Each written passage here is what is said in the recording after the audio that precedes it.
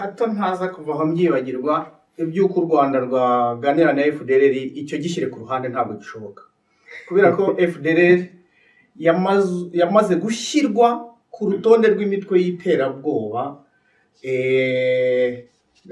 n'akanama gashinzwe amahoro ku isi ka UN. FDLR ikurikiranweho icyaha gikomeye cyane, icyaha mpuzamahanga. Yemwe no kuba mvuze kuri icyo cya Nyensi Nkusi mu kanya, ahubwo rimwe uzantumire nkubwire uko itangazamakuru ryari rimeze mu myaka yashize, uko bitangazamakuru byandika byazimye, abo bose twumva umuseso, umuco, umuvugizi, uko byagiye bizima byavuyeho kubera izihe mpamvu. Noneho hari na gitifu w'akagari, sedo w'akagari wari wabyivanzemo, amwandikira ibaruwa ngo usabwe ko wavuye muri uyu mutungo byanze bikunze, anamuharasinga ngo wowe wari FDLR, wowe wari umucengezi, ngo jyana ntitugushaka. Noneho umwana asobanura ibye, amubwira n'uburyo yagiye gushishikariza ise gutaha ise kamurerera abantu, akamubwira ati iyo leta y'abatutsi je ntabwo nzayizamo. Niko bavuga ati ntabwo nzayizamo. Bakunzi wa Info France Rwanda, twongeye kubasuhuza. Nge ndi inyuma ya kamera ni Rwa James nk'ibisanzwe. Nongeye kwakira abagabo babiri kuri kamera muri studio za Info France Rwanda. Hari Pastor Kayomba na wa mupapa twaganiye ubushize Viateri. Mwaramukunze cyane ku kiganiro kizatuganirije atubwira ku bintu byayo 2023. Twifuje kumugarura. Kwa Viateri umeze neza? Umeze neza. Atangira usuza abakunzi ba Info France Rwanda. Info France Rwanda ndabaramukije abayikurikira, mukomeje gutanga umusanzu mu bitekerezo, twarabisomye twarabibonye, nta gitekerezo na kimwe dusubiza inyuma. Icyo ari cyo cyose, nkijya ku mateleviziyo ya YouTube bwa mbere, narebaga message nkasanga mbizintuka. Hari igihe nigeze gutaha nashyushye umutwe, ariko nza kubona yuko ni ibitekerezo nyine ibyo tuganira, hari abo babishimishije, hari abo bidashimisha, abo bose tuba tugomba kwakira ibitekerezo byabo, kuko nawe iyo atanze icyo gitekerezo aba yumva aruhutse. Mujye mutanga ibitekerezo bitandukanye rero tuzajya tubyakira. Mukomere rero. Kayumba watangiye usuza abakunzi ba Info France Rwanda. Ni ngombwa rwose kugira ngo usuze izo nshuti zacu, kandi mbifurize kuryoherwa n'ikiganiro cyateguwe, bityo tugendane muri cyo. Murakoze. Ariko ndabona musa neza. Ni rasanzwe. Umuntu wo mu Rwanda udasa neza wasanzwe turi muhira. Baratsembye ngo ntabwo azasubira mu Bufaransa. Nko mu Faransa nzajya njyayo, ariko ntabwo ariho ndambirije ibirenge. Igihugu umenya barakiryohanye, ariko wazatembeje Viateri cyaramuryoheye akajyana nko mu Faransa, ukagera mu Bufaransa tukareba icy'amahanga. Nabyo bizategurwa, kuko dore tumaze kuba, uretse ko turasanzwe turabavandimwe, ariko twongeyeho n'akantu k'ubucuti k'umwihariko, nabyo tuzabiganiraho. Ariko by'umwihariko mu gikasa. Na wa mushuti wacu hari umushuti dufite twigeze gukora ikiganiro witwa Agnes Nkusi. Yari yidekaraye ko yamanitse godiye, nakubwira ngo yatubeshyaga, ndakubwira ngo ahubwo arashaka kuducenga akadutsinda icy'umutwe. Dukora ikiganiro uvuga ngo nyamara bishobora kuba byakunda akamanika godiye, ariko yagarutse gusa ntabwo wari ukuvuga ngo yaracitse kuri YouTube, ahubwo ngo yagarutse hari ibintu bamubujije kuvuga. Anyensi, reka nanjye muramutse, niba akunda gukurikirana iyi channel, reka muramutse cyane, kuko uriya twakoranye mu itangazamakuru ryandika cyane, turaziranye bihagije, dukorera muri Saint Paul. Anyensi uriya yabanje mu kinyamakuru cyitwaga umuseso. Umuseso. Noneho umuseso aza kuvamo ashinga ikinyamakuru cyitwa Umurabyo. Mu ntangiriro pe yari anakomeye, afite n'akamodoka yagendagamo icyo gihe, nubwo kari gashaje ariko twamubaraga mu banyamakuru bafite amamodoka bakeya cyane, nko muri 2005 2006 kuzamura. Yari mu banyamakuru bake bafite imodoka, ariko noneho aza kugenda agira udukosa dukeya mu myandikire ye, twagiye tumuteranya na leta. Reka mbivuge kuko ndabizi, iyo mu nyandiko wabashaga kubahuka umukuru w'igihugu ukamutuka ibitutsi by'inyandagazi, icyo gihe rwose yabishwaniye na leta, aranafungwa. Ariko nyuma yaho aza kurangiza ibihano bye, agaruka mu itangazamakuru. Ariko noneho twahura akambwira tumva ngiye kujya noneho mbeshura. Tujya duhura tukaganira, akambwira turaho ntindaho, ese kutakigaragara mu itangazamakuru, nibereye mu cyaro, ni muwe mukukuza. Kuba rero yarakubwiye yuko yenda kugaruka, ni ukuvuga yuko hari abashaka kwitandukanya nabo. Ubwo niko mbitekereza. Mu minsi yashize RIB yaramuhamagaje imubaza ku bintu bijyanye n'ingengabitekerezo ya jenoside ari kugenda akwirakwiza ku mbuga nkoranyambaga, yigisha ibintu by'amacakubiri muri sosiyete y'Abanyarwanda. Imuhamagaza bagiye kuganira, agaruka avuga ko yabatijwe ko yamaze kumva ububi bw'ibintu akora, ko asaba n'imbabazi, ko agiye kwisubiraho. N'impamvu vuba nigendera.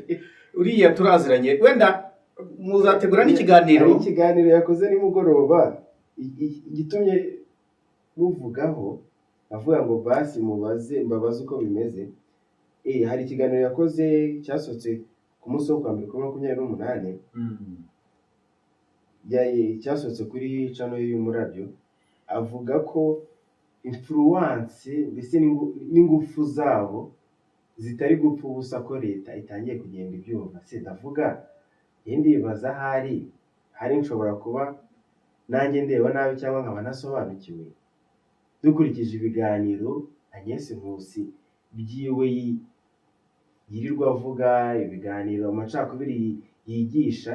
Ni ikihe kintu mu biganiro bye leta yakurikiyemo ku buryo itangiye kugenda ifata umurongo, ikagenda ifata ibintu bimwe ikosora kubera ijwi rya Agnes? Niyo mpamvu nari ntekereje kubanza kumuvugaho. Nibyo nagiraga ngo mbanze mbabaze, ese Kayumba hari ibiganiro byiwe yagiye areba byinshi, ni ikihe kintu leta yaba yarakurikiye mu biganiro bya Agnes ikavuga ngo reka dukosore iki kintu? Kuko we yivugiye ko ingufu ze n'umuhati ko yakosoye bitari gupfa ubusa. Hari umuntu yavuga byinshi kuri Agnes, kuko ubushize twamuganiyeho twumva ko ari umuntu ubonye ko urugamba ariho atazarushobora. Agnes ntabwo ari ukwigerereza gusa, ariko Agnes agomba kuba icyo umuvandimwe amaze kuvuga Viateur reka gishyigikire. Agnes ni mpanavani igendere. Agnes uko abyutse mu gitondo niko yirirwa. Niba none yasetse ubwo arirwa seka, niba yarakarirwa yarakaye, niba yazindutse yumva atutse nk'umwana mu rugo arirwa atukana. Nkibwira ko arimo abantu bafite imico ihindagurika nk'urwumva. Agnes nkurikije uko nanjye muzi muri bya za nyandiko za kera mu museso n'ibindi byagiye bikurikiraho, Agnes yagombye kuba amaze kugira icyo bita professionalisme y'umurimo w'ubunyamakuru, azi ikibi n'ikiza. Nukuvuga ngo harimo abantu njye mbona abantu benshi kugeza kuri iki gihe ntabwo bazi cadre bagomba gukorera. Ari nabyo bitumye burya abantu bose kugira ngo atangire ikintu yagombye ko atingiye gutangira iki kintu, amategeko akemeza gutya, inzira yacyo mu mategeko niyi, nindaga kwinzira nzahura n'amategeko ampana. Ahora yikoma leta y'u Rwanda ko bashyira amategeko ariko ntibayakurikize. Wenda ibyo dushobora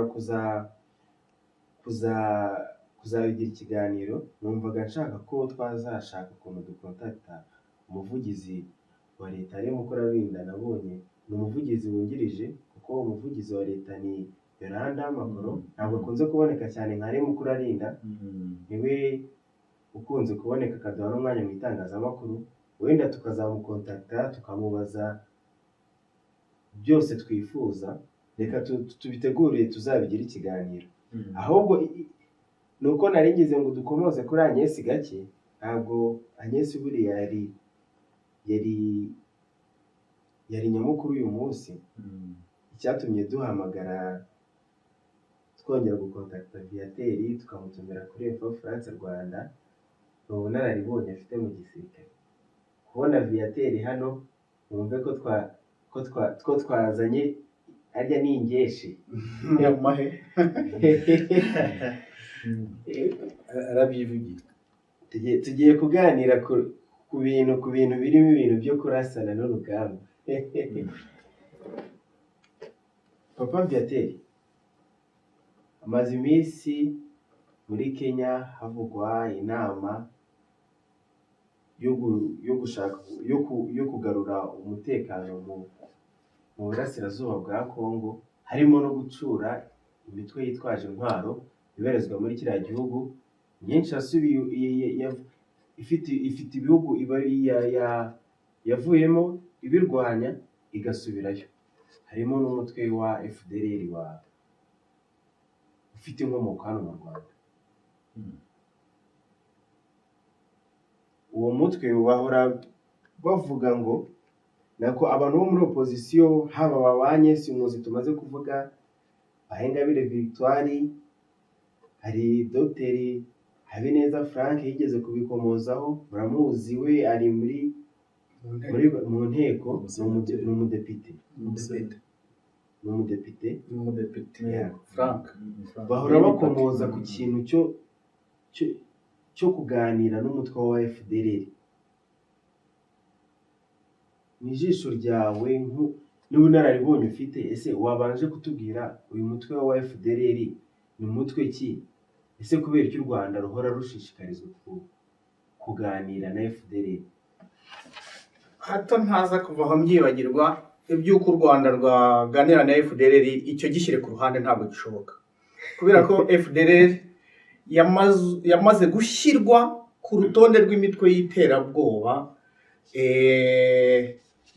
n'akanama gashinzwe amahoro ku isi ka UN leta y'u Rwanda rero ntabwo yajya kuganira n'umutwe wasize ukoze jenoside mu Rwanda ntabwo bishoboka icyo gishyire ku ruhande noneho ugize uti ni ingeshi ibyo tuganira hano ni amateka ntabwo ndi umuvugizi w'igisirikare nta nubwo ndi n'umuvugizi wa leta ahubwo twe tugaruka ku mateka kugira ngo abantu babyiruka muri kino gihe bagende bamenya uko igihugu cyabo cyabohowe uko byari byifashe muri icyo gihe cyane cyane wenda n'abasirikare bakiri bato binjira ubu ngubu bamaze imyaka mike mu gisirikare bamenye ngo byari byifashe bite ni nko kwibukiranya byari byifashe bite urugamba rwo kubohora igihugu rusozwa byari byifashe gute ibi tubona niko byari bimeze ni icyo ngicyo ibiganiro byacu bigamije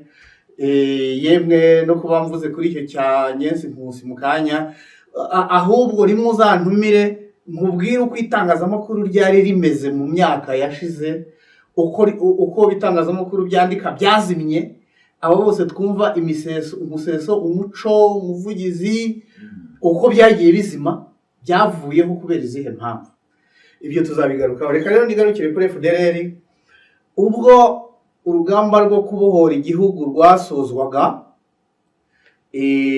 rugasorezwa ku mupaka wa Gisenyi ingabo za fare zitsinzwe n'interahamwe zitsinzwe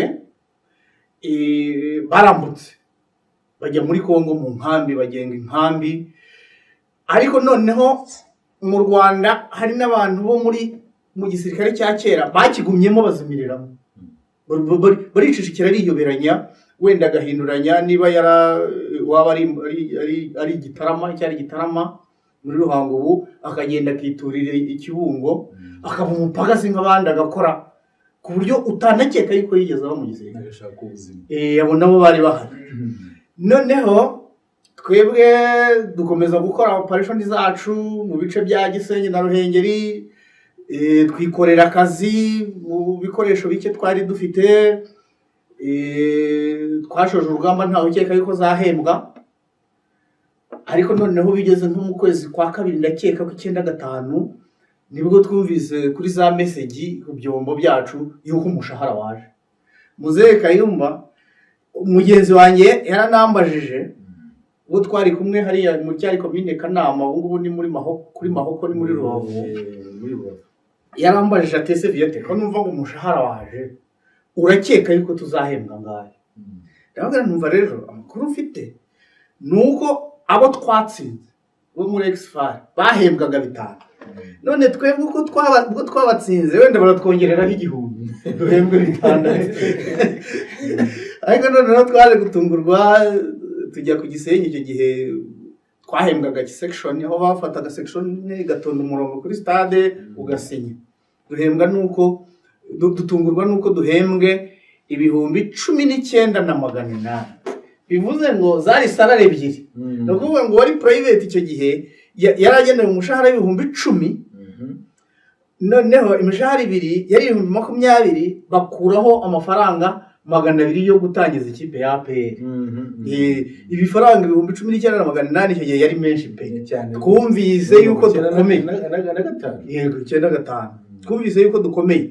Icyo gihe nibwo twabashije kugura imyenda ya gisivili, tubasha kugura kabyeri mu buzima abantu twari kuri burarirwa. Nibuka yuko najyaga ndarasomeza byeri rindaze hariya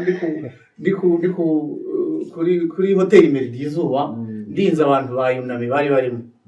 Ubwo rero ubushobozi bugenda bugaruka gahoro gahoro, tuva ku mpungure dutangira kuzivangamo amashu, tuva ku mashu tutangira kuzivanga n'ibirayi. Ibintu leta ikajya igenda igerageza gushakisha gahoro gahoro, cyane ko no mu baminisitiri naho ubukene bwari bwose. Hanyuma rero hakurya FDLR ingabo zatsinzwe ziri kwikusanya, bari gukora training bashaka gutera igihugu. Nyuma yaho rero baje gutera mu bice bya Gisenyi na Ruhengeri, baza bitwa Arire. Abari ku isonga bizwi nka General Rwababyaye, bizwi nka Nkundiye, n'abandi benshi bari bayoboye Arire. Arire rero twaje gutikagurana nayo, buriya nanjye mu barwanya intambara y'abacengezi nayirwanye igihe gito nk'ukwezi kumwe, ubundi nibwo twagiye muri operation Kitona. Arire iza gukubitwa, isubizwayo, bamwe barataha abandi basubirayo. Bagezeyo bahindura izina bitwa FDLR, biturutse kuri Arire. Hanyuma ni nabwo uriya General Rwababyaye yaje gutaha. Burya yatashye rwose ku gipindi nk'uko leta y'u Rwanda yabahamagariraga gutaha. Noneho abandi bagumayo, noneho abitandukanyije na Arire niyo mitwe yose nibwo hashyizweho Mutobo ya mbere muri 1998. Mutobo nibwo afande PC ni nawe wagiye kubapasingisha Mutobo ya mbere. Urumva warwanaga n'abantu baragarutse, ugiye no kubereka yuko rwose bakiriye neza, higiriyeyo nyirubwite. Uwo batinyaga, uwo birirwaga batuka, abaye ari uje kubakira n'abaganiriza. Buriya byari ikimenyetso cyiza cyo kubabwira ngo ni muze. Noneho mu Rwanda ba bandi batahunze bo mu gisirikare cya kera nibwo babahamagaye, hashyirwaho ingando, zimwe zibera igashora, izindi zibera izari rubona. Buriya niho ba Marcel Gatsinzi bakoreye amafunzo barapansinga, niho ba Colonel BM Habyarimana yakoreye amafunzo arapansinga, baza binjira mu gisirikare cyarapiye. Buriya bakinjiyemo tukitwa RPA, twarwananye nabo. Hari na operation nyinshi twakoranye nabo, kuko ndibuka ko no mu ntambara y'abacengezi harimo abantu benshi twagiye dukorana akazi babaye muri FAR. Hanyuma rero nguko uko FDLR yavutse, ari nabo nk'uko twabivuze ubushize Kabila yatangiye kubaha support, baza kuzengereza ibice bya Gisenyi na Ruhengeri, ariko nyuma yaho aho tugiriyeyo tumaze kuziba icyuho cy'aho aho bakuraga support, noneho baratsindwa burundu, abenshi barataha, hanyuma baza Mutobo bariga, hari n'abasubiye mu ngabo. Burya twebwe mu gisirikare iyo murwana, iyi ntambara ihojeje mu bavandimwe, ahenshi mu mishyikirano rwose bajyaga batubwira RPA, ubwo imishyikirano yabaga bajyaga bahura n'abahungu bo mu ngabo za Habyarimana, bagasangira isigara, bagahererekanya amasigara. Burya iyo habayeho imishyikirano, abasirikare rwose barahura, bagahurira ku ivomo rimwe. Noneho ba bantu rero bo muri FAR baje muri RPA, ari nayo yaje kuba igisirikare kimwe cya RDF, ariko noneho FDLR nguko uko yavutse, bariya twumva ari hakurya. Ariko abenshi baraje kuko nkeka yuko komisiyo ya demobilisation imaze kwakira abagera mu 18,000 batahutse bava muri FDLR. Tunifuza yuko n'abariyo nabo baza. Komeza ibibazo byawe cyane ko wenda bifite byinshi. Papa Kayumba, ndakumva. akenshi kuri FDLR ubu ngubu hashize imyaka 28 hashojwe jenoside yakorewe abatutsi hano mu Rwanda. Abenshi bakoze jenoside bari interahamwe n'abandi bari mu gisirikare, niho bahungiye muri Kongo, bakomeje gukuririza, bakaba bari muri FDLR ubu ngubu. Ese kuba batinya gutaha, ntabwo haba hari ubwoba bw'uko ashobora kuza akazabanza gucishwa imbere y'ubucamanza, akabanza kubazwa ibyo yasize akoze, noneho bikabatera gutinda gutaha? Ese abana babavutseho, bavutse kuri abo babyeyi, ko abana batazabazwa amakosa y'ababyeyi babo, kubera iki bo batinya gutaha? Urakoze James kuri icyo kibazo. Ndahera kw'abo bana, kuko nibo cyane igihugu kinakeneye. Amategeko mpuzamahanga n'u Rwanda ariyo rugendera, ateganya ko umuntu ari gatozi. Cyaha ni gatozi. Urumva, cyaha ni gatozi, ni ukuvuga ngo gikurikirana nyiri kugikora. Umwana ubwe ari hariya, ari umwana utagiye mu bwicanyi, utarezwe mu bwicanyi nk'uko nabonye babicaga, bahamagarira babo kugira ngo baze gutuka igihugu, batuke perezida wa repubulika n'abandi, uwo mwana atambuka neza imbere y'amategeko. Ariko umwana warezwe bamurera mu buryo agiye kuzamuka ngo nawe yiga imyuga wa se, ntagiye kubaza, ahubwo agiye kwiga umwuga w'ubugome, kwica, gutukana, akarirwa muri ubwo buryo, uwo mwana ajyanwa mu nzira y'abafite icyaha bakurikiranyweho. FDLR ikurikiranyweho icyaha gikomeye cyane, icyaha mpuzamahanga.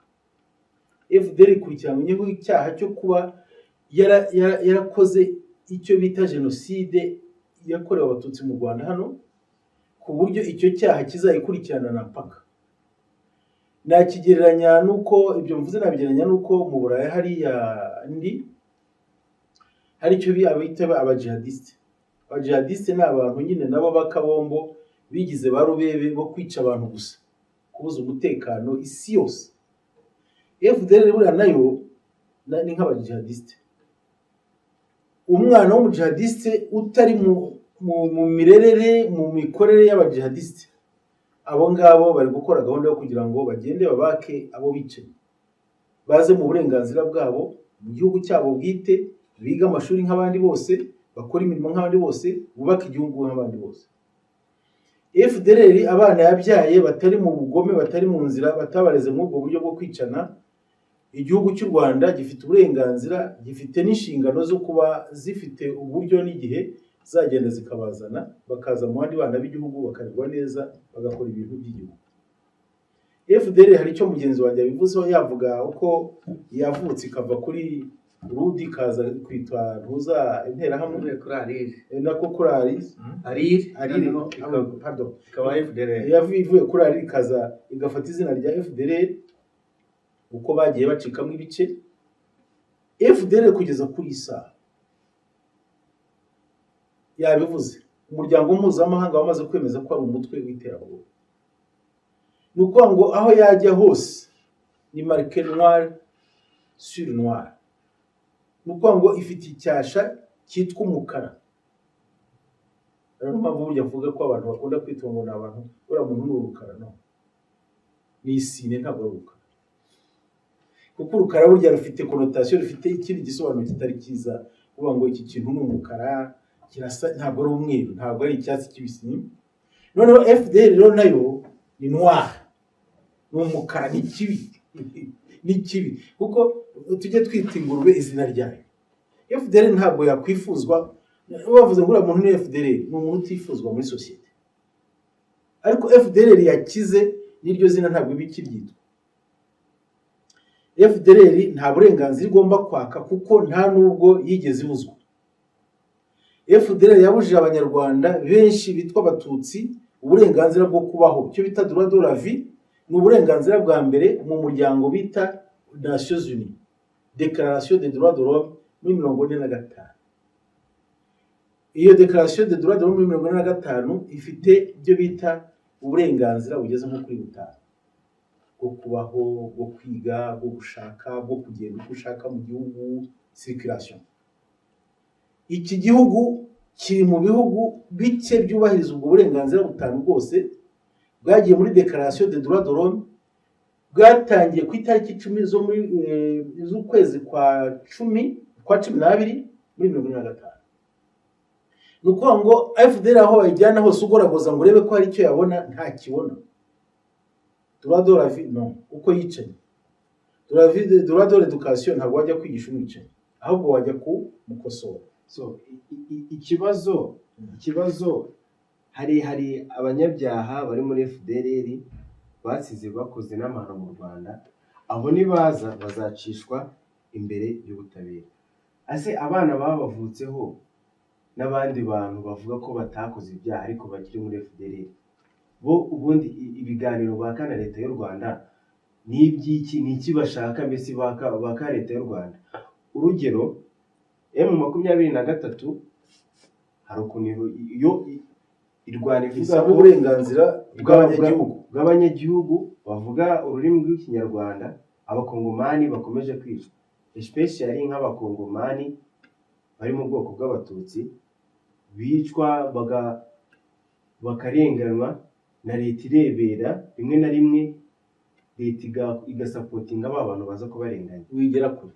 none FDLR ni iki kintu yaka isaba FDL ntacyo yaka kuko umugenzi wanjye narabivuze FDL ntacyo yaka kuko ntawigeze agira icyo yaka akeyini FDL yasohotse mu gihugu yicagamwe abantu ubwayo iragenda irasohoka irakirenga ijya hanze urumva ntawigeze avuga ngo hoshi musohoke FDL yisohoye mu gihugu kuko yumvaga itagifite uburenganzira bw'icyo gihugu ibwubujije imaze gukoramo amahano nuko ngo kugira ngo yongere yakubwo uburenganzira bwo kongera kugaruka mu Rwanda byo iragomba kubanza gukuraho icyo kimwaro n'ubwo bugome n'icyaha yakoze yamara kugikuraho ikagira hari pari turi kwirengagiza wenda reka dusabe vyateraze kuyivugaho ndi kukubaza ngo hari abantu bari muri FDLR nibyo nanjye abana bahunze bafite imyaka 10 batari barakoze icyaha bajyanye n'ababyeyi babo ubu ngubu barakoze bari mu gisirikare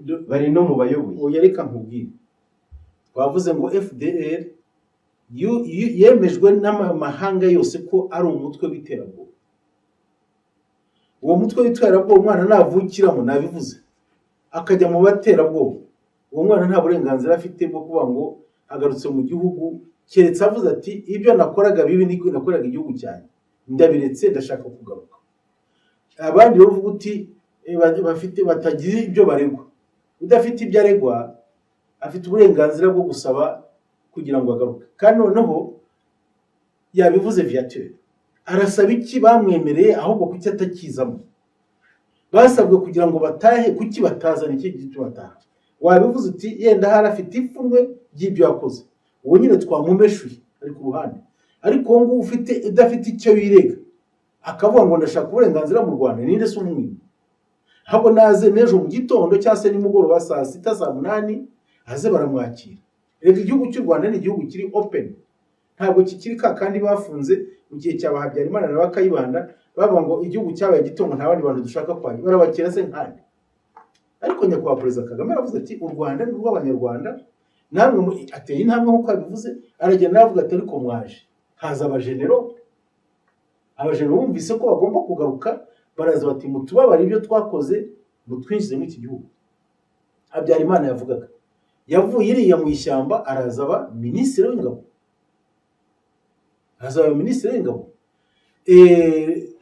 uwo muvandimwe wavuze Gatsinzi we ntawe yigeze ajya, yarazi ko ntacyo yirega, urumva agumaho bamusangaho ariko atari ko sinkwiriye, nimubanze mushyire mu ahantu nanjye mu ntegure nk'uko mumeze nanjye mbe nkabo.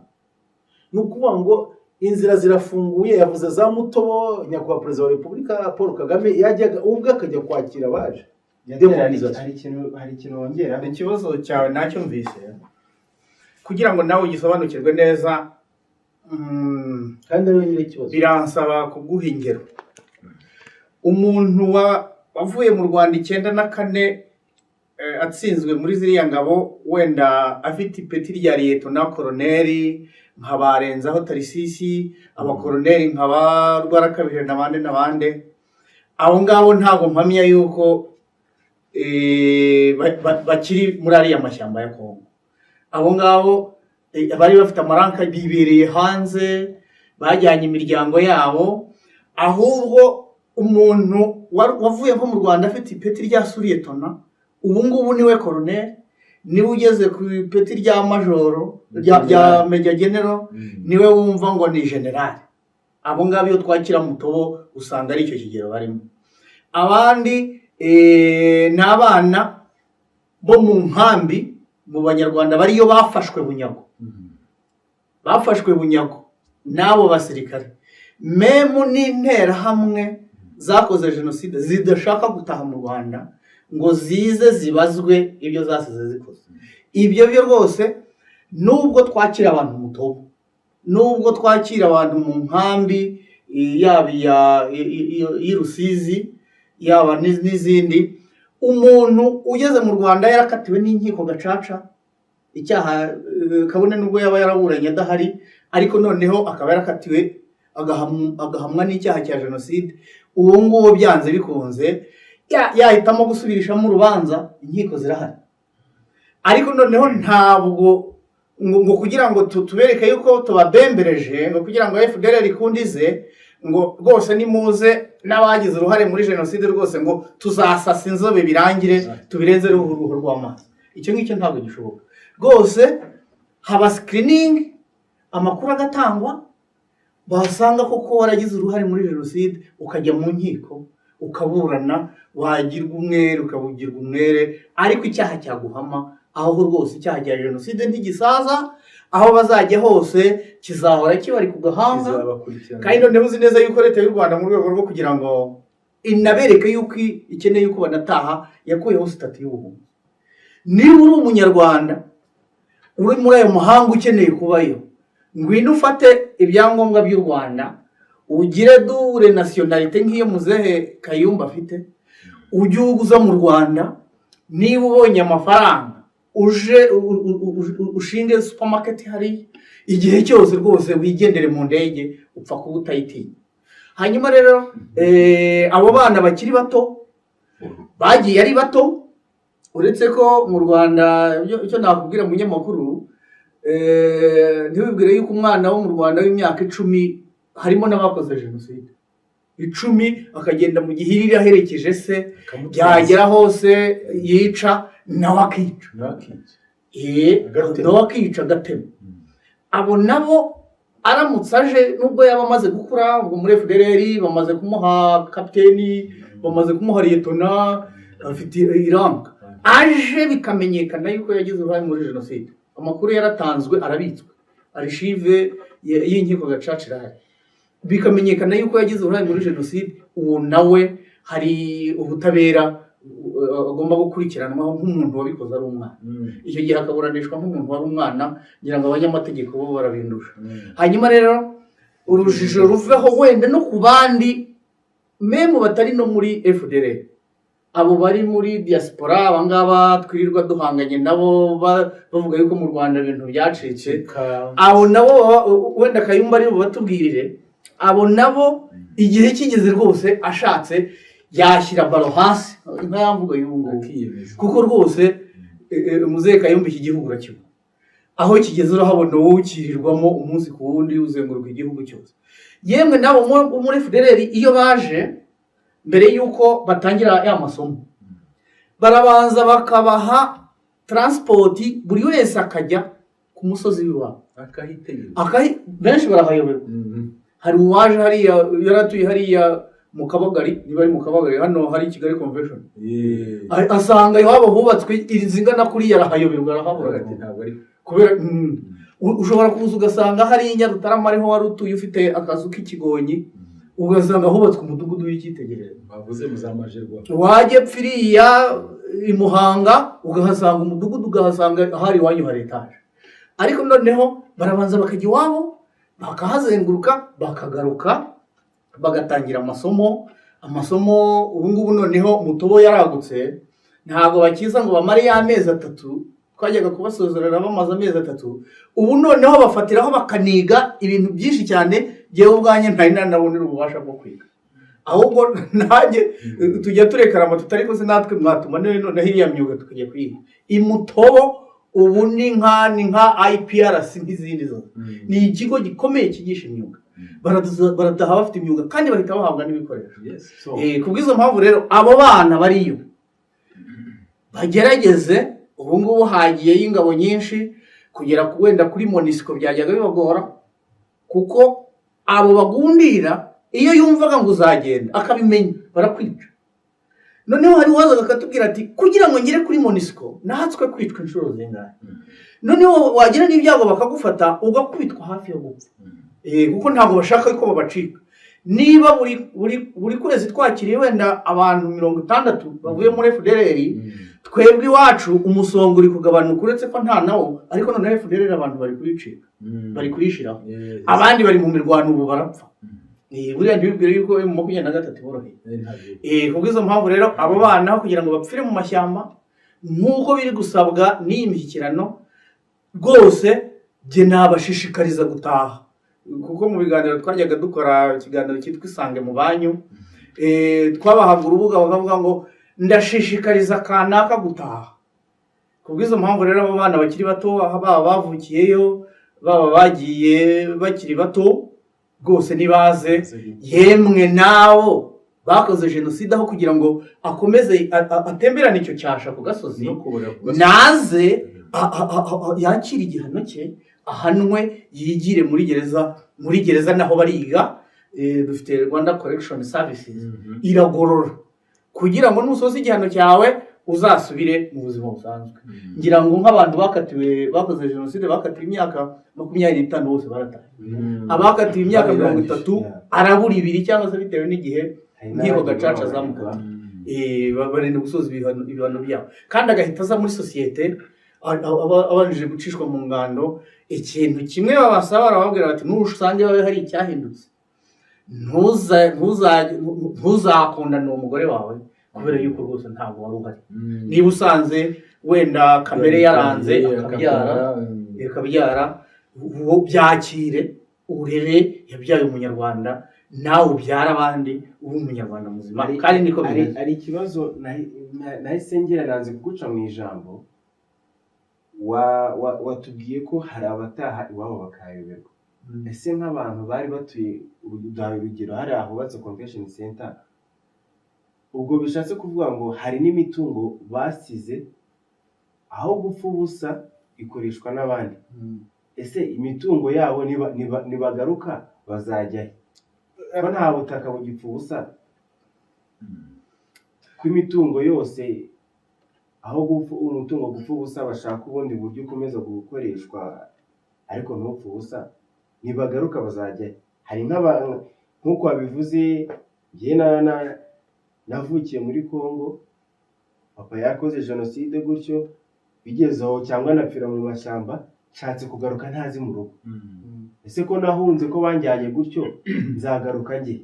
Okay, hari ikibazo twanagiraga, imwe mu miryango iri mu Rwanda ifite abantu muri FDLR, aho kugira ngo mu telefone amushishikariza gutaha, aho bakamubwira ati unuramo kuje uzahita wicwa, kugira ngo yigumireyo, noneho nawe yikubireyo amenye.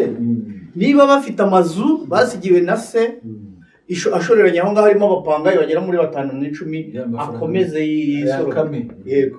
Noneho hari n'ikibazo nigeze kwinjiramo, umwana yagiye avuye mu misa, ahungana n'abandi, ajyana n'abantu atanazi, ageze muri Congo yinjira muri FDLR, ariko noneho yumvise ryajwi ribahamagara, araza. Ageze mutobo, icyo gihe nari nagiye kwigisha, noneho nyuma yaho usohotse ku kazi kuri radio flash hano ku Kimihurura, mbona arampamagaye, aturaha fande nturaho, ati waranyigishije mutobo, ni byiza cyane, ati mfite ikibazo, ati bene wacu ise ngo yibereye muri Cameroon, rwose nawe ni umwe mu batsembye yuko batazaba. Ati none bashiki banjye bari naha,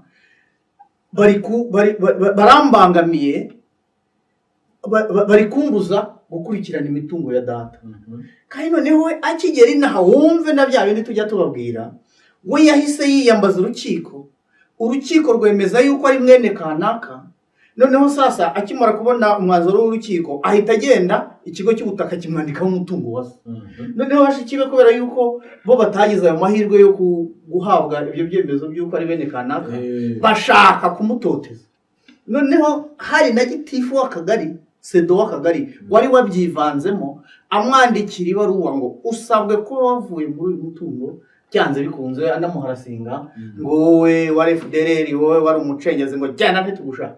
Byumvise umwana mpita mutereka kuri mikoro ya radio, ndavuga nti mwumve Rwanda, mwumve abayobozi dufite aha ngaha, twe turahamagara abantu ngo baze, wari kumusunika ngo nasubire. Noneho umwana asobanura ibye, ambwira n'uburyo yagiye gushishikariza ise gutaha, ise kamubera abantu, akamubwira ati iyo leta y'abatutsi je ntabwo nzayizamo. Niko bavuga ati ntabwo nzayizamo. Noneho kubera yuko bamugani se yari yaramubyaranye n'uwo bitaga umututsi kazi, akanyamubwira ngo tiwero tutsi, iyo kana kabonye yuko aho hantu katari bubashe kuharesista kari gake. Noneho abantu bahamagaye ku matelefone bavuga bati uwo muntu ahubwo muri iyi leta aracyariho, ngo ushaka gusubiza umuntu watahutse. Yagize akoresha imbaraga, nawe araza mushyira kuri mikoro, noneho abantu bayimubagiraho. Byarangiye nawe aciyeho. Turahamagara abantu, we muyobozi w'inzego z'ibanze, dufashe kubakira, kuko naza ukamutoteza, mwajya mu kabari. Igihe niyo nabigishaga nti nuramuka ugeze no muri quartier ukabona kapiteni w'ingabo z'u Rwanda, uyimuhunga yiza ngo wuca, ahubwo musange ugende umubwira uti genda umudemobe, kubera wanyuze muto, ndi umudemobe, ugende aho yicara aho gufata icupa, nawe ugende uguri ryaho umwicaye iruhande muganire ibintu bijyanye n'igisirikare. Yewe najyaga kubigisha, twabaga turi open, ku buryo twanaganiraga na bwa bukoryo bwose bubera ku nama, kumubwira aha ngaha mwadukubise gutya, twabakubise gutya, mwabyagenze gutya na gutya, ugasanga nko mu bantu 80 hari aho mwagiye muhurira. Noneho ubwo rero abo ngabo nibaze, noneho icyo nasaba muzereka yumva, noneho n'abandi bitwa abanyapolitike bari hanze birirwa nabo basheringa amabombe y'amagambo atagize n'icyo amaze, nabo agiye icyo bambwira. Ikibazo nabazaga, ubura ugikomojeho neza, hari abantu batazi imitungo yabo nkuko wabivuze, hari n'imitungo yagurishijwe. Iyo baje bafashwa kuyibona. Urugero naguha, hari aho hubatse convention center, ntabwo hakiraho umuturage runaka, ariko hari afite ba nyiraho. Hari ubutaka bujya gukoresha, habayeho expropriation. Niba wowe wari muri iyo mitwe yo hanze, hakaba harabayeho expropriation, abasigaye bagahabwa amafaranga. Niba bagahabwa ingurane, niba yarayamaze rwose ntabwo bamurenganya. ntabwo wajya kumushora w'ikirego. Ariko niba kubonye akavuga ati okay, ibyo mfite mbikomora kuri wa mutungo wa data, reka byibura muri aya mazu 3 niyubakiye kubera amafaranga yavuye hari Kigali Convention, reka nguheho inzu imwe nawe uyibemo cyangwa uyikodesha uyikoresha icyo ushaka.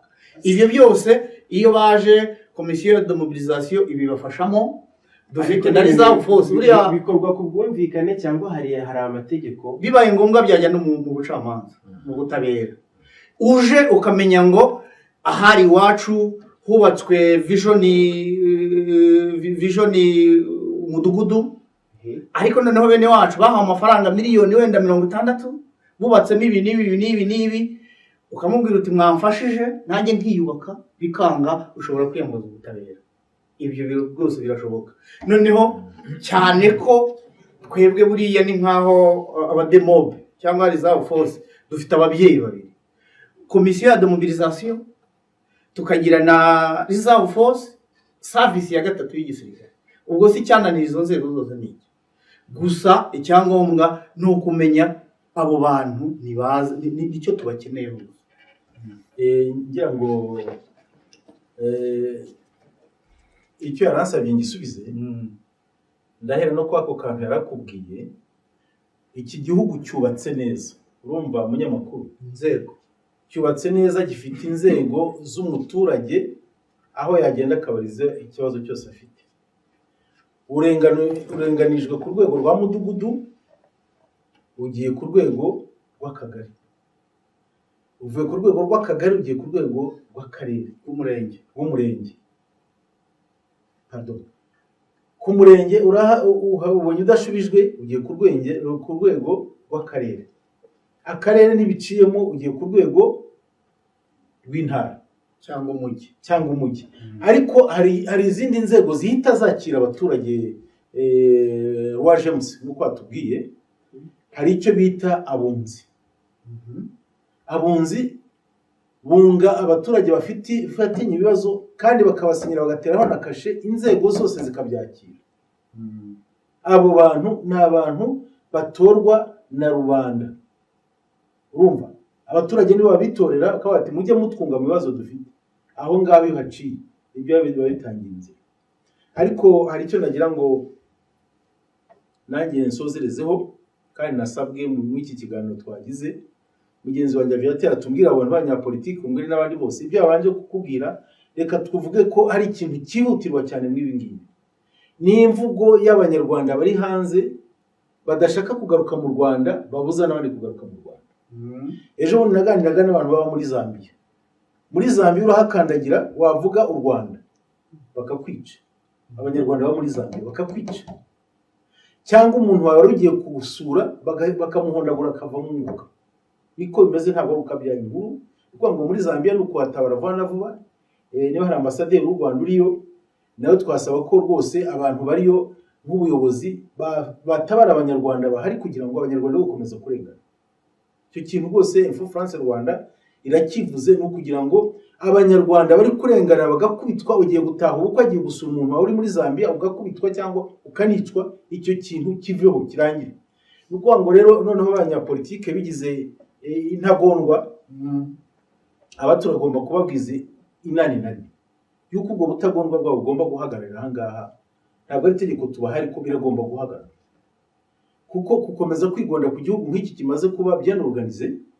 Hari n'abatinyutse kuntumaho ejo bundi ngo bari kuravuga ngo ukavuga ngo n'ibintu ngo bitagombye kuvugwa, ibitagomba kuvugwa ntibikavugwe, ariko ibigomba kuvugwa bigomba kuvugwa.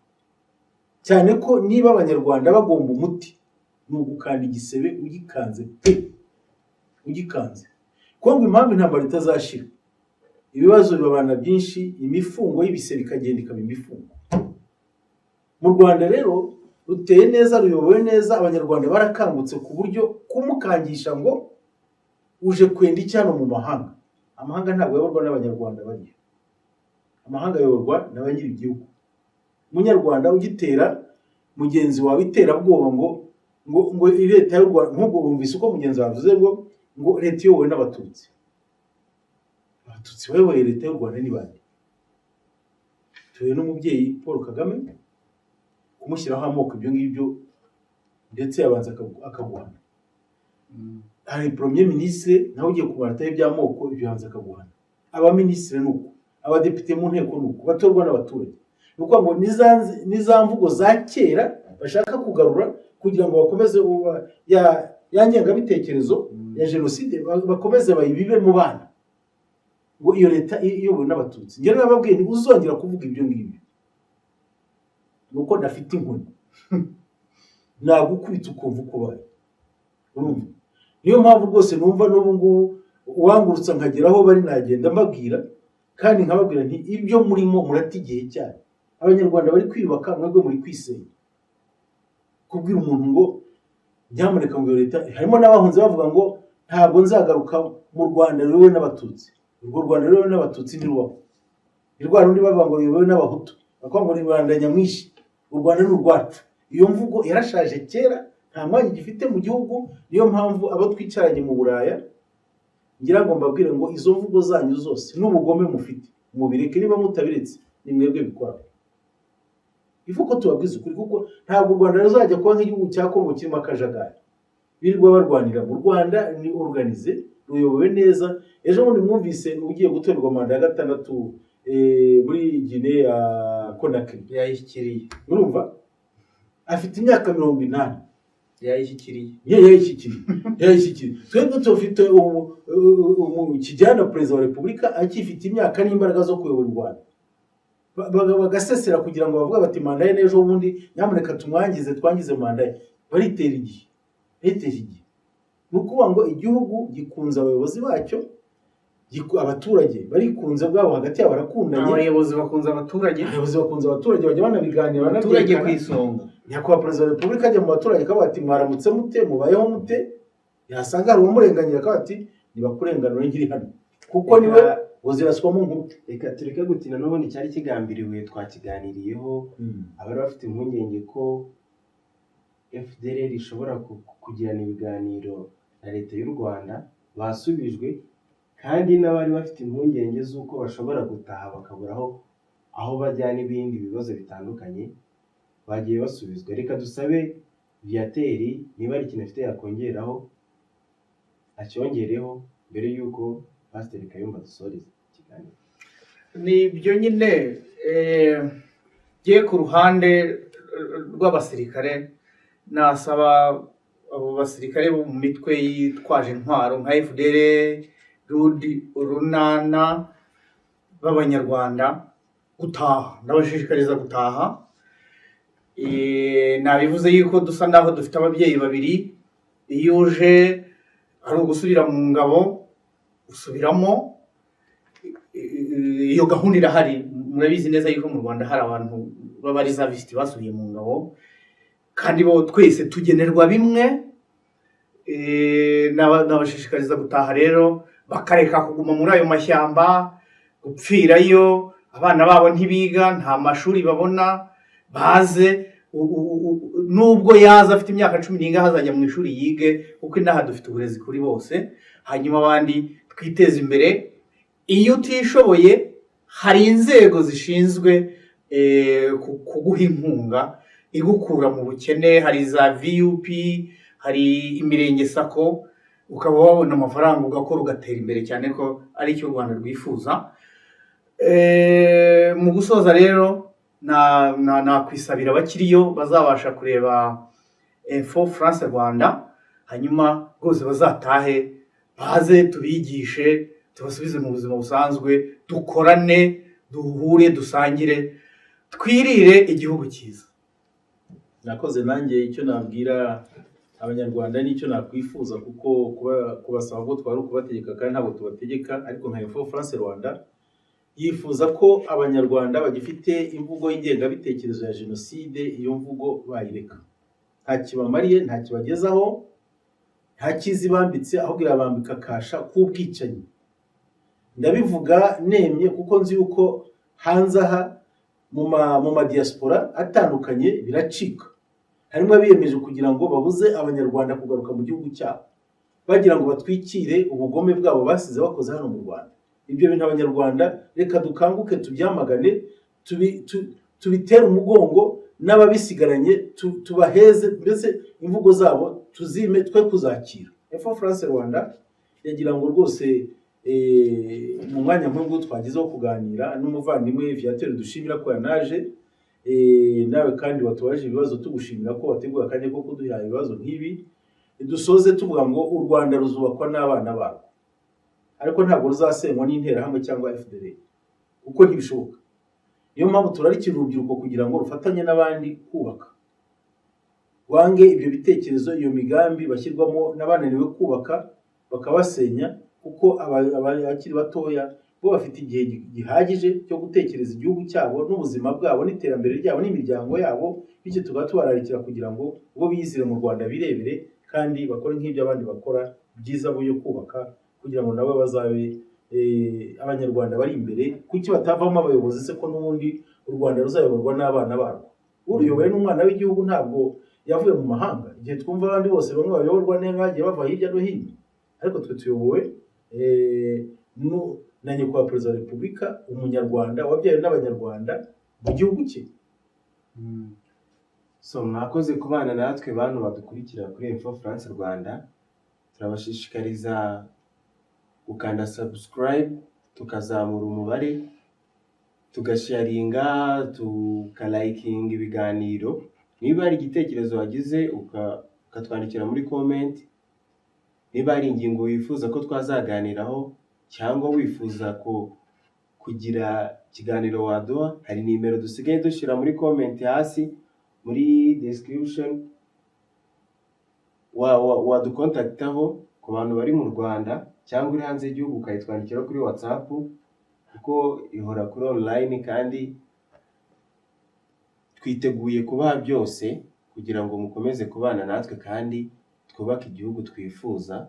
Turashishikariza Abanyarwanda by'umwihariko urubyiruko gukomeza gukunda igihugu, bakaza tukubaka igihugu aho gusenya. Dushishikariza n'abandi especially aba diaspora, abana bavukiye hanze y'igihugu, tubabwira ko u Rwanda ni rwiza, abatuye mu Rwanda turatekanye, n'abandi tubashishikariza kuza kutwiyungaho, kwiyunga ku rubyiruko ruhari mu gihugu, tukubakaho gusenya. Nibyo nashishikariza buri umwe hano kuri Info France Rwanda. Pastor Kayumba wakoze kubana natwe. Nakoze cyane namwe. Viateur nawe wakoze kubana natwe, kandi turifuza kuzongera kuguhostinga muri studio za Info France Rwanda. Asante sana, niko tayari. Murakoze cyane.